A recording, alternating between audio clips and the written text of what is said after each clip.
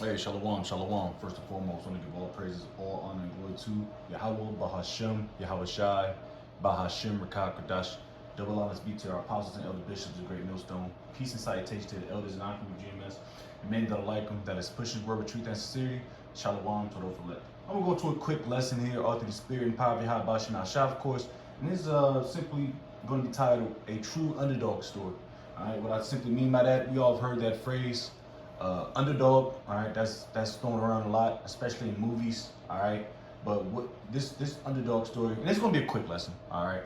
What this lesson is going to, what this underdog story is about the trials and tribulations of the hopeful elect, or the true men of Yahweh Bashem Shai, which I hope and pray I'm a part of, all right. Now, you have, of course, many examples in the scriptures and great men in the scriptures of men being like the underdog. You know what? That we might go into the story in the book of Samuel about King David, how he had to overcome all his trials. You know, of course, the one being the most famous was the one when he went against that big ass Canaanite, the Hamite. All right, but you got multiple underdog stories. You know, when Moses came about. Noah, a lot of Daniel, the three holy children, um, of course, Yahweh Shai, of course, all right? Those are all good examples of underdogs, all right? The ones that weren't, of course it was destined, because Yahweh Bashem Shai, this is his movie, this is his set, all right? So this is going to be played out like a movie, so to speak, all right? And the ones that everybody's downtrodden and talk shit about, those are going to be the ones that are going to get beamed up through the spirit. Lord's will, I'm a part of that number. All right, those are the ones that people talk shit about, and nobody talk more shit about a particular group. Nobody talks more shit towards anybody else except well, I'm not saying this. No other camps get scrutinized like Great Millstone, starting our apostles and elder bishops, man, and Akim on down. All right, everything everything we do, we get scrutinized for. You know, we don't have the most flashiest garments, which we don't care about that shit. It's about the spirit. It's about the inward appearance. All right, not the outward appearance. All right, you can look up there and look all pretty, but what message are you conveying? It's all about the scriptures, the truth, the Lord's truth. All right, we don't have no gimmicks. We don't advertise ourselves like how some of these gimmicky camps do. All right, they got the Cash App, the PayPal, you know, the fucking ball caps, the T-shirt fringes. They got the wives, the children, the Hellcats, you know, the gauntlet joints, you know, the big garments, the big houses, and the flashy banners and the flashy little intros and shit, man. We just preach the word, because at the end of the day, it's all about the word of Yahweh Bashem Shai and His truth. All right, so we get scrutinized, of course, because we don't fall to Esau's tricks. All right, his money schemes, trying to get Jake, trying to put money in Jake's pockets, lining pockets up so he can sell out. Man, fuck all that, man. We're 4th and inches, man. We at the goal line. I mean, we're damn near in the end zone, man. So Lord's will, we continue to keep our integrity, while serving Yahweh Bashem Shai to the best of our abilities. All right, no matter how many times Jake fall, or get your ass back up. That's what an underdog would do. Now I went to Wikipedia, and like I said, a couple precepts. All right, because Yahweh Bashem Shai loves a great story, man. A great plot. So I got Wikipedia.com, and I just wrote in underdog. So an underdog is a person or group participating in a competition, usually sports and creative works, who is largely expected to lose. All right, like I said before, everybody's waiting for the downfall of men like GMS, groups like GMS, and men that are like-minded. They want our doctrine, which it's not our doctrine. It's Yahweh Shai's doctrine, not doctrines. All right, there's only one, singular. All right. They talk shit about the Revelation 13, which everybody know, and their grandmammy and their brothers and sisters know that Revelation 13:16 is strictly talking about you know what, the grain of rice that you put in your hand so you can buy and sell. Not no goddamn religion, not no goddamn white woman, sleeping white women. All right, it's plain. All you gotta do is, like I said, like the apostles passed on their traditions, learn them words, go into the Hebrew, the Greek, the BLB, and get the context of these scriptures. All right, those are great tools. And this, like I said, this is pretty much a exhortation, man, to build up whoever's listening, man, through the Spirit. All right. It says, the party team or individual expected to win is called the favorite or the top dog. All right. In the case where an underdog wins, the outcome is an upset. An underdog bet is a bet on the underdog or outsider for which the odds are generally higher. And everybody expects this thing to not happen. The return of Yahweh Shai, which is the greatest underdog story of all time. The Israelites, we just some damn niggas, spicks, wetbacks.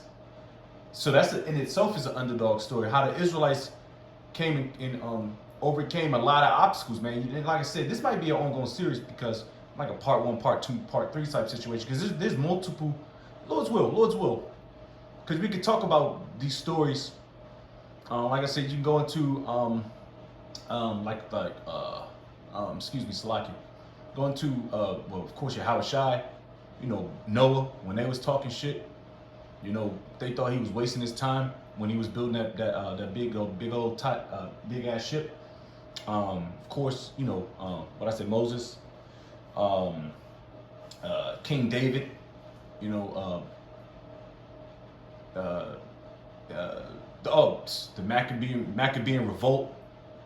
Yeah, there's plenty of stories to get Jake fired up, because you got enemy on all sides, north, south, east, and west, that wants to see our downfall.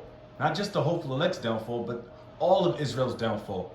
All right, you got coon sold out, selling out niggas like Anton Daniels talking this shit, and the Lord has got something in store for him. I believe through the Spirit, the Lord's going to send a atomic missile on that nigga, man. All that bullshit he's cooning for, he's a coon. Now, granted, we don't care about reparations or nothing like that, care about none of that shit. But this nigga he's just a coon. And coons got to get smacked up, man. All right? All right? It says, let me see. I don't want to read all that. Now, let's read, now I'll get the general, because I want to actually, there it is. I want to read this one. An underdog story is the narrative that revolves around a character or a team facing significant obstacles and low expectations, who ultimately triumphs against the odds through determination and resilience. Ooh, man, you got some tough skin, man. Everybody wants to see the downfall of the Israelites, the so-called white man, chiefly the Edomites, in these heathen nations, and your own people. So you gotta have thick skin in this game, man. And this game, and this thing is already a fixed fight, because we already know at the end of the day, if you believe and have some sort of faith in Yahweh Ba'Shem Yahushai, you already know it's a fixed fight. We already know the prophecies is going to happen, and the kingdom of Israel is about to be established here on earth. Yahushai is about to come back and get his elect. We already know that. So I got the definition of triumph. It says a great victory or achievement. All right, this is going to be 2 times, 3 times, 4 times more greater than the exodus out of archaic Egypt. All right, it's going to be crazy. All right, scarcely be saved. Let me see. Is that precept on one?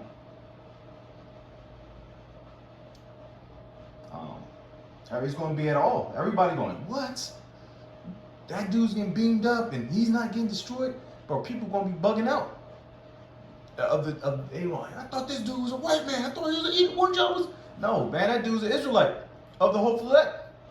But people going to be in awe. They're going to be shocked. They're going to be shocked. People going to drop dead to see how great of an achievement this will be. All right, the whole world's going to see, and the whole world's going to see the great downfall and destruction of America. which everybody plan. Well, not now. everybody's everybody's banking on America to go down, and you see it constantly every day. All right, and it's not gonna take no damn Black Panther niggas to come out of hiding with a couple ARs and think they're gonna derail Esau's system. No, nigga, y'all not gonna do nothing, man. All right, that was a psyop, a CIA operation, man. That was designed to fail. All right, but this is not going to fail. This is the true underdog story. Back at it. So it's going to be a great achievement, man. Better than when we came out of Egypt, man. It says an underdog story is a narrative. I already read that. That's pretty much the point. Now let's get some precepts. All right. And of course, you got to have those traits and characteristics of an underdog. Let's see if I can find something about that. Characteristics of an underdog. Characteristics.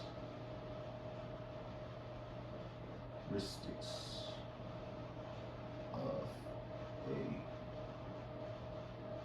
underdog.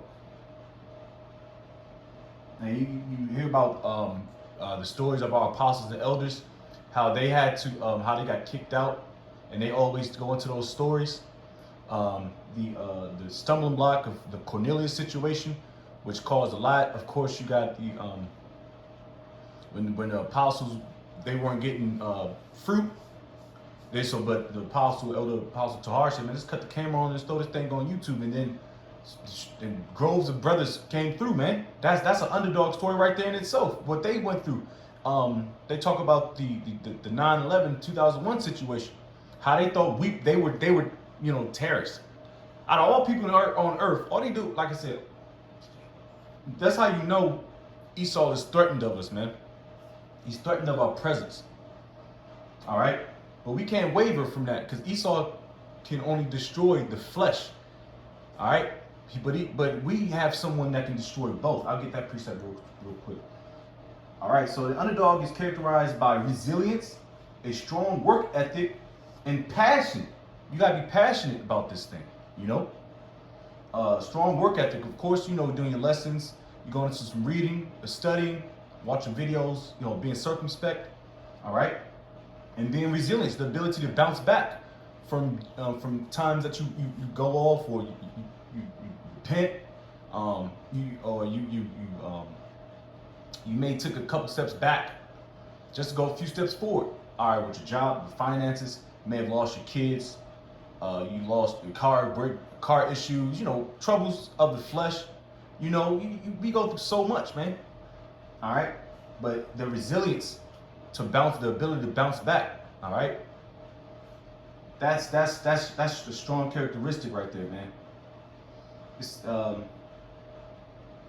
It is often fueled by being underestimated, all right, displaying creativity, resourcefulness, and acquired determination. Humble. Now let's get these precepts real quick, all right? Let's get, I might go into some stories or just roughly paraphrase them. Matter of fact, yeah, Lord's will. Let's see. What am I doing? King David versus Goliath. We can read that. All right, we all know the story. All right. Might read from the scriptures, honestly. Salakia. Should have went to my computer, but I want to read.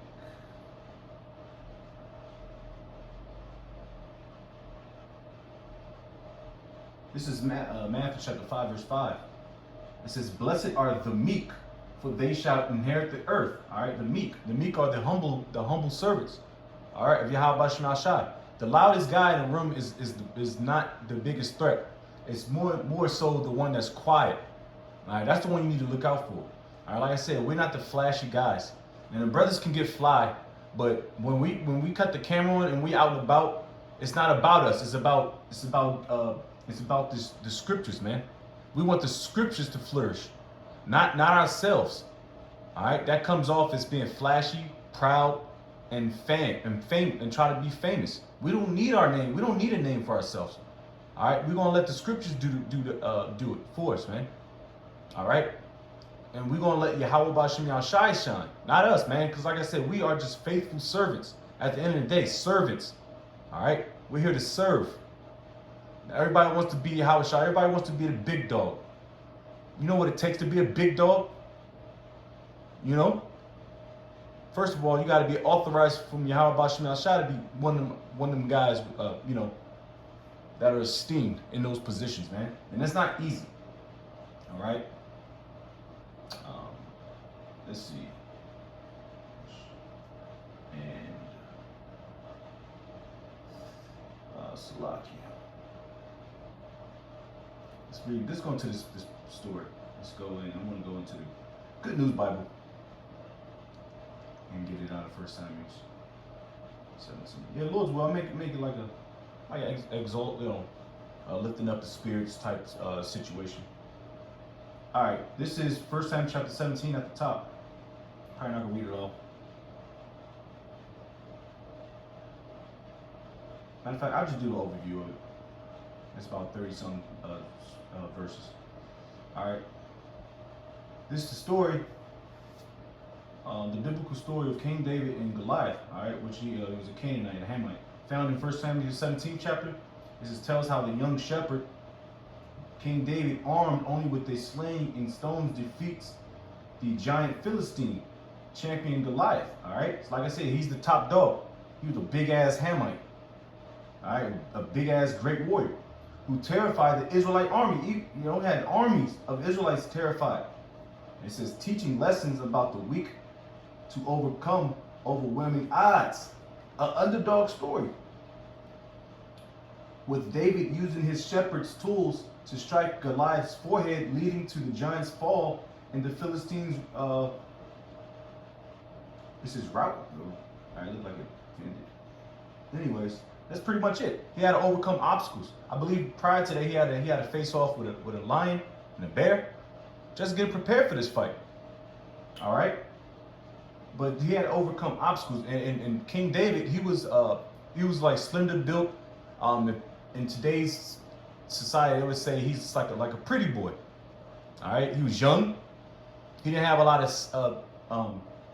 of experience in fighting. He was just a young shepherd. But the Lord, he relied on having faith in Yahweh Bashim Yahshai. You know what? Let's get that. Let's get a precept about that.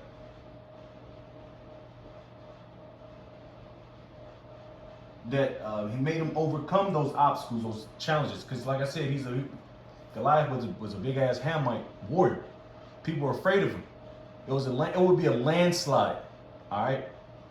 But King David, he kept his faith in Yahweh Bashim Yahshai. Another great story. See, that's why, you know, I might end off with that story too as well. That's in Judges about the 300 men. Yeah, I'll read it and end off with that. This is let's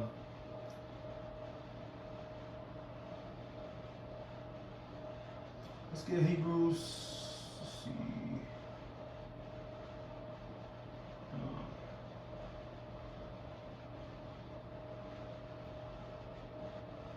This is Hebrews 11 verse 6. But without faith it is impossible to please him, for he that cometh to the Most High must believe that he is, and that he is a rewarder of them that diligently seek him. King David, wasn't the will of King David, and he knew that. The Lord put the spirit on King David to do those feats. All right, and King David knew it. All right, so he already knew that he was going to defeat Goliath, not just off brute strength, not like a damn Edomite, but spiritually overcome that battle. All right, a true underdog story. All right. This is Proverbs 18:10. This is why you gotta know the name. The name is extremely important. All right, because Esau's coming down and having great wrath. He's not gonna spare nobody.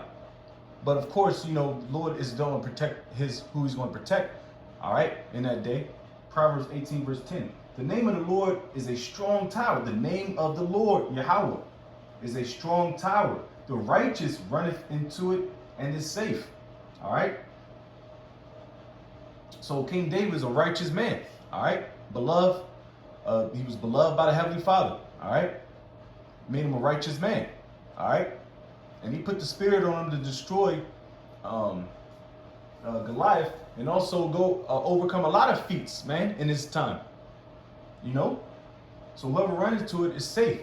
And that's going to be the righteous, man. The true underdog, man. And I probably will get that later. Well, let's see. Let's see if I get one more example. And I'm going to run through this one. Just another quick example in the scriptures. And I'm going to get out of the Good News Bible as well. Let's see. It's Judges. What is it, 8 or 9? Let's see. So, let's get what chapter it is. It's getting hot in this motherfucker. 300 men. This is a good story too, man. Judges 7. Okay. This is going to be Judges 7 out of the Good News Bible. So I probably will read a little bit of it. It says Gideon defeats the Midianites. It says one day Gideon and all his men got up early and camped beside the spring of Harod. The Midianite camp was in the valley to the north of them by Morah Hill. The Lord said to Gideon, the men you have are too many for me to give them victory over the Midianites. So the Lord didn't want too many. That's why you understand the Lord is all about quality, not quantity. All right? He says, give them victory over the Midianites. They might think that they had won by themselves. See, that's when you get proud, man. It says, and so give me no credit. And give me no credit. So you don't give your creator no credit. So the Lord said to Gideon, the men you have are too many for me to give them victory over the Midianites. They might think that they have won themselves and so give me no credit. Announce to the people, anyone who is afraid should go back home, and we will stay here at Mount Gilead. So 22,000 went back, but 10,000 stayed. That was still a little too many for them. Then the Lord said to Gideon, you still have too many men. Take them down to the water, and I will separate them for you there. If I tell you a man should go with you, he will go. If I tell you a man should not go with you, he will not go. Gideon took the men down to the water, and the Lord said to him, separate everyone who laps up the water with his tongue like a dog, from everyone who gets down on his knees to drink. There were 300 men who scooped up water in their hands and lapped it. All the others got down on their knees to drink. It says, the Lord said to Gideon, I will rescue you and give you victory over the Midianites with 300 men who lapped the water. Tell everyone else to go home. So now that's a stance or defensive stance. The Lord was looking for a particular defensive stance. All right, the men that lapped, meaning they scooped up the water with their hands, they were still on watch. So that means they was looking out far in the defensive posture, while everyone else took knees, not looking, looking down, drinking water.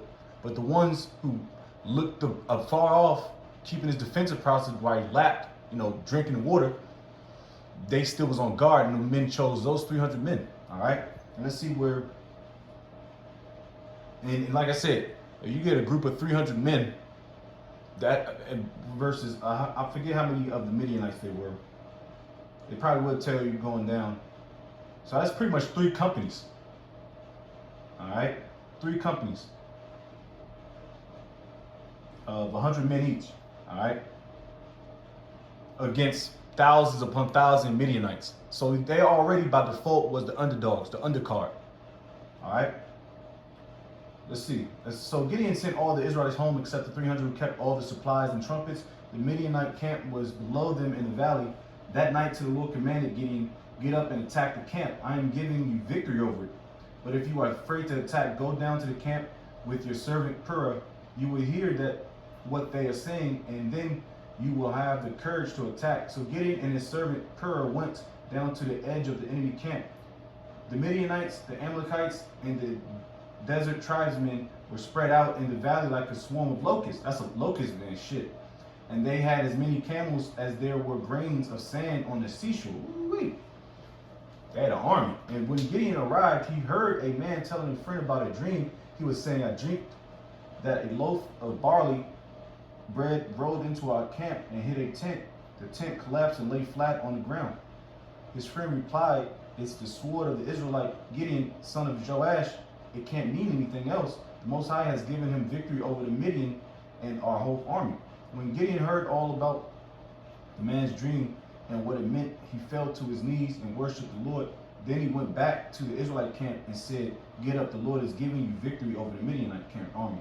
He divided his 300 men into 3 groups, or 3 companies, and gave each man a trumpet and a jar with a torch inside it. All right? So he had to use some tactics. Because going against thousands of Midianites versus just 300 men, woo-wee, that's going to take some strong tactics, man. And we was always outnumbered. That tells you when you read Deuteronomy 7:6, and 7:7. All right, the Lord didn't choose us because we were few in numbers. The Lord always deals with small groups of people, man. All right, peeps the hopeful elect, the 1/3 out of the 2/3 of Israelites, and there's a lot of Israelites. I said, Gideon and his 100 men came to the edge of the camp a short while before midnight, just after the guard had been changed.